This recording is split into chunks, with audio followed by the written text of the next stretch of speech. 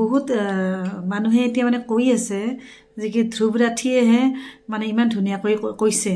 ধ্ৰুৱ ৰাঠিয়ে কি ধ্ৰুৱ ৰাঠিয়ে যদি ইমানে ভালে ইমানে জানা ইমানে এক্সপাৰ্ট ইউটিউবাৰ হয় তেনেহ'লে ধ্ৰুৱ ৰাঠিয়ে আগতেতো নৰ্থ ইষ্টৰ এজন ফকাছ একজন ষ্টাৰ হিচাপে বা নৰ্থ ইষ্টৰ পৰা যোৱা কোন ষ্টাৰ হয় এইবিলাক হিচাপে তেওঁ আগতে ভিডিঅ' এটা বনাব পাৰিলে হয় তো গতিকে তেওঁৰ কাম মাত্ৰ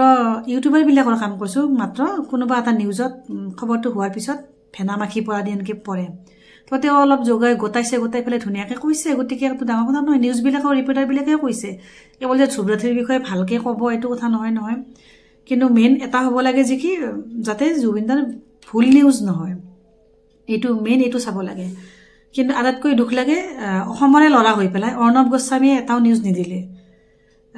মই চোৱাও নাই অৱশ্যে কিন্তু মানুহে কোৱা মতে অৰ্ণৱ গোস্বামী এটাও নিউজ নিদিলে গতিকে অৰ্ণৱ গোস্বামীক মানে কি ক'ম তেওঁ তাতো কি প্ৰকৃতিৰ মানুহসকলে জানে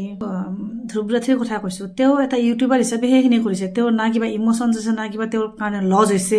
না কিবা তেওঁ এটা ভিউজ পোৱাৰ কাৰণে তেওঁ এটা ধুনীয়াকৈ বনাই দিছে সেইটো কাৰেণ্ট টপিকৰ ওপৰত বনাই ইউটিউবাৰবিলাকে ভেনা মাখি পৰা দি পৰে